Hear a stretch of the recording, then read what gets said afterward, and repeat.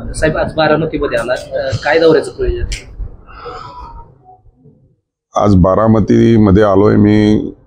14 ऑगस्टलाच मी बारामतीच्या दौऱ्यावर येणार होतो. एक MIDC दहीहंडीच्या कार्यक्रमाच्या निमित्तानं मला निमंत्रण दिलं होतं. त्या निमित्ताने मी आज बारामतीला दहीहंडीच्या कार्यक्रमामध्ये उपस्थित आहे. खरं तर साहेब आज बारामतीमध्ये आलात आणि बारामतीकरांचा प्रश्न आहे. काल रोहित पवारांना उद्देशून अजित पवारांनी जे वक्तव्य केलं, या अगोदर त्यांनी त्या वक्तव्यावरून ते मी असं बोलत नव्हतं असं अजित पवार बोलले होते. मात्र काल देखील अजित पवार नकळत ते बोलून गेले. त्यांनी असं म्हटलं, बेट्या मी जर लक्ष दिलं नसतं, तर भावकीकडे लक्ष दिलं नसतं तर तू आमदार झाला नसता, केवळ बॅलेटच्या मतावर फक्त निवडून आलाय. सातत्यानं अजित पवारांकडून अशी वक्तव्य केली जात आहेत.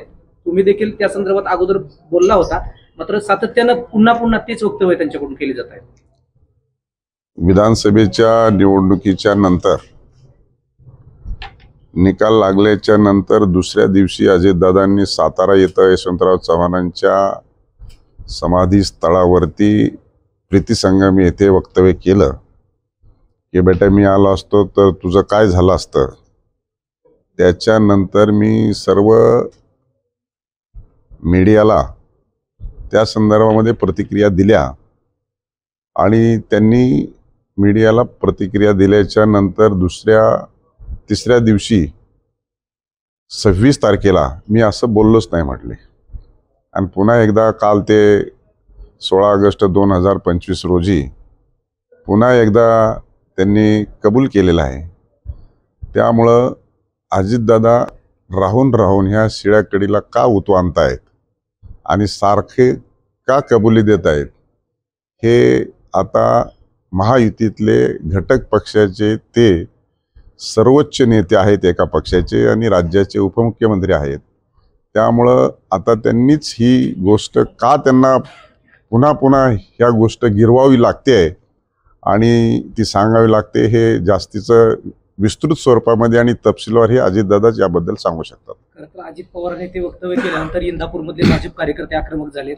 त्यांनी असं म्हटलंय की जर जाणीवपूर्वक अजित पवार सातत्यानं असं करत असतील तर येणाऱ्या कालावधीमध्ये आम्ही स्थानिक प्रतिनिधीचा त्या ठिकाणी प्रचार करणार नाही. काय भूमिका असणार आहे? कार्यकर्त्यांना नेमकं काय आवाहन केलं जाणार तुमच्या माध्यमातून? मला वाटतं महायुतीतल्या घटक पक्षाने सर्वोच्च नेत्याने अशी भूमिका मांडणं आणि ती पण राहून सार्वजनिक व्यासपीठावरती मांडणं आणि झालेल्या घटनेवरती मांडणं हे महायुतीच्या आणि राज्य सरकारच्या संदर्भामध्ये मला वाटतं राज्याचे मुख्यमंत्री आणि वरिष्ठ नेतृत्वच या संदर्भामध्ये चर्चा करू शकतात.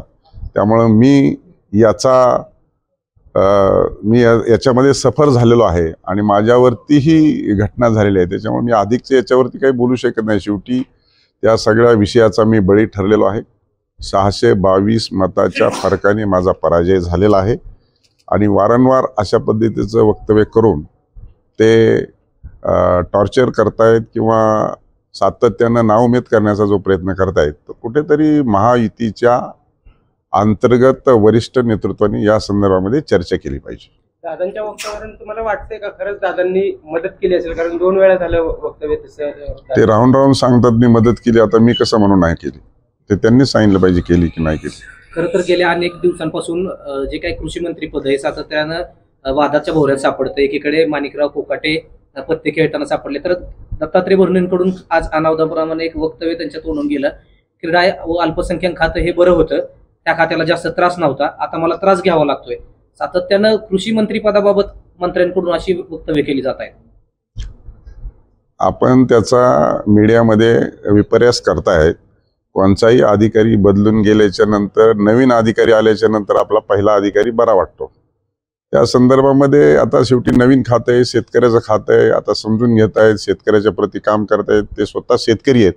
त्याच्यामुळं काही विपर्यास्त मला माहीत नाही काय बोलले ते, पण विपर्यास्त केलं असण्याची शक्यता वाटते मला. एकंदरीत मी मीडियामध्ये रिॲक्शन बघितली, त्यामुळं मला वाटतं की तो जास्तीचा विषय ओढण्यात आणण्यात काही अर्थ नाही त्याच्यात.